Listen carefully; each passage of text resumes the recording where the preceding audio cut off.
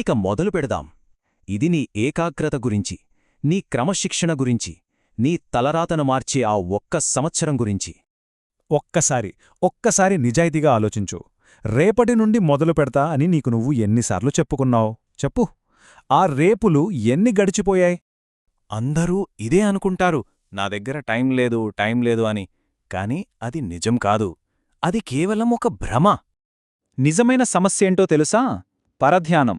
నీ చేతిలో ఉన్న ఫోన్, ఆ సోషల్ మీడియా, పదే పదే వచ్చే ఆలోచనలు, ఇవే నీ ఏకాగ్రతను దొంగిలించే అసలైన శత్రువులు. ఇప్పుడు మనం మనకు మనమే చెప్పుకునే ఒక పెద్ద అబద్ధం గురించి మాట్లాడుకుందాం. రోజు చెప్పుకునే అబద్ధం. వినడానికి ఎంత బాగుంటాయో కదా ఈ మాటలు. నాకు టైం లేదు, చాలా అలసిపోయాను, అసలు మూడ్ లేదు, సోమవారం నుండి పక్కా. ఇవన్నీ ఏంటి? మనల్ని మనం మోసం చేసుకోడానికి వాడుకునే సాకులు అంతే. నిజమిది. నువ్వు అలసిపోలేదు, నీ ఏకాగ్రత చెదిరింది, నీకు సమయం తక్కువగా లేదు, నీ జీవితంలో నీ లక్ష్యానికి సరైన ప్రాధాన్యత లేదు, నీ చదువు, నీ భవిష్యత్తు నీకు మొదటి ప్రాధాన్యత కానప్పుడు సమయం ఎప్పటికీ సరిపోదు. ఈరోజు చెప్పే చిన్న సాకులు, ఈరోజు వృధా చేసే గంటలు, వీటన్నింటికీ మనం భవిష్యత్తులో చెల్లించాల్సిన వెల చాలా చాలా పెద్దది. ఆ వెల పేరే పశ్చాత్తాపం. ఇక్కడే తేడా వస్తుంది. ఒకరు తమ భవిష్యత్తు కోసం కష్టపడుతూ పుస్తకాలతో కుస్తీ పడుతుంటే, ఇంకొకరు ఫోన్ పట్టుకుని గంటల తరబడి స్క్రోల్ చేస్తున్నారు. ఒకరు నిశ్శబ్దంగా తమ సామ్రాజ్యాన్ని నిర్మిస్తుంటే, మరొకరు తమ భవిష్యత్తును చేతులారా నాశనం చేసుకుంటున్నారు. ఈ రెండు దారులు వేర్వేరు, వాటి గమ్యాలు కూడా పూర్తిగా వేర్వేరు. ఒక్క విషయం గుర్తుపెట్టుకో.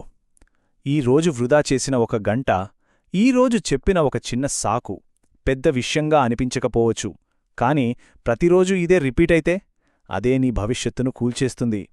చిన్న చిన్న పనులే పెద్ద ఫలితాలన్నిస్తాయి. చిన్న చిన్న తప్పులే పెద్ద కలలను నాశనం చేస్తాయి. అయితే దీనికి పరిష్కారం లేదా? ఉంది, ఖచ్చితంగా ఉంది. నీకేం 10 ఏళ్లవసరం లేదు. కేవలం ఒకే ఒక్క సంవత్సరం చాలు. డిస్ట్రాక్షన్స్ లేని, పూర్తి ఏకాగ్రతతో కూడిన ఒక్క సంవత్సరం. అవును, మీరు విన్నది నిజమే. కేవలం 365 రోజులు. ఈ ఒక్క ఏడాది నీ జీవితాన్ని, నీ భవిష్యత్తుని, నీ తలరాతిని మార్చే శక్తిని కలిగుంది. ప్రతిరోజు, ప్రతి గంట, ప్రతి నిమిషం లెక్కలోకొస్తుంది. ఒక సంవత్సరం పాటు ప్రపంచాన్ని మర్చిపోయి కష్టపడితే ఏమవుతుందో తెలుసా? నీ ఆత్మవిశ్వాసం పూర్తిగా మారిపోతుంది, నీ నాలెడ్జ్ కొన్ని రెట్లు పెరుగుతుంది, నీ మైండ్ సెట్ బండరాయిలా గట్టిపడుతుంది. అందరికన్నా ముఖ్యంగా నువ్వు ఇకపై సగటు వ్యక్తిగా ఉండవు. జనాలు నిన్ను గౌరవిస్తారు, నీ మాటల కోసం కాదు, నువ్వు సాధించిన దానికోసం. మరి ఈ మార్పుకు అసలు పునాదేంటి? మోటివేషనా? కాదు, అది క్రమశిక్షణ, డిసిప్లిన్. అదే అసలైన శక్తి. అసలు క్రమశిక్షణ అంటే ఏంటి?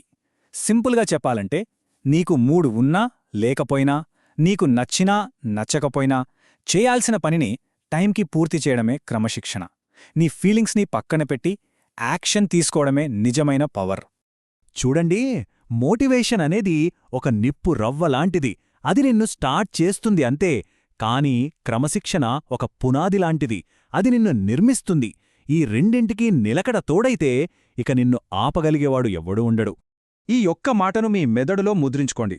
క్రమశిక్షణ వల్ల కలిగే నొప్పి కొన్ని నెలలు మాత్రమే ఉంటుంది.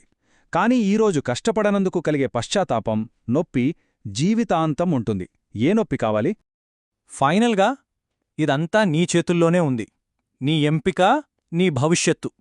ఎక్కడి నుండో మొదలుపెట్టక్కర్లేదు. ఈ చిన్న 30 రోజుల ఛాలెంజ్తో మొదలుపెట్టు. ప్రతిరోజూ అరగంట ముందులేవండి. 2 గంటలు, కేవలం 2 గంటలు ఫోన్ పక్కన పడేసి ఏకాగ్రతతో చదవండి. రోజూ ఏం చేశావో ట్రాక్ చేసుకో. అన్నిటికన్నా ముఖ్యం, ఫిర్యాదులు చేయటం ఆపే. జస్ట్ 30 రోజులు చేసి చూడు, మార్పు నీకే తెలుస్తుంది. మర్చిపోకో, నీకోసం మీ అమ్మా నాన్నలు ఎన్నో త్యాగాలు చేస్తున్నారు. సమయమాగదు, అది ఎవరికోసమూ ఆగదు. అవకాశాలు కూడా అంతే, మళ్ళీ మళ్ళీ రావు. ఇప్పుడు నువ్వు నీ జీవితాన్ని కంట్రోల్లోకి తీసుకోకపోతే భవిష్యత్తులో జీవితం నిన్ను కంట్రోల్ చేస్తుంది. ఈ ప్రశ్న నీకోసమే. సరిగ్గా ఇప్పటినుండి 1 సంవత్సరం తర్వాత నువ్వు ఏవైపుంటావు? గెలిచినవాళ్లవైపా లేక జీవితాంతం పశ్చాత్తాపపడేవాళ్లవైపా? నిర్ణయం నీదే. నీ జీవితాన్ని మార్చుకోవడానికి నువ్వు సిద్ధంగా ఉంటే, నీ ఏకాగ్రతను పెంచే ఇలాంటి పవర్ఫుల్ విశ్లేషణల కోసం ఇప్పుడే సబ్స్క్రైబ్ చేసుకో. కామెంట్స్లోకి వెళ్ళి నో మోర్ ఎక్స్క్యూజెస్ అని టైప్ చేసి నీ కమిట్మెంట్ ఏంటో చూపించు. మనం కలిసి ఎదుగుదాం.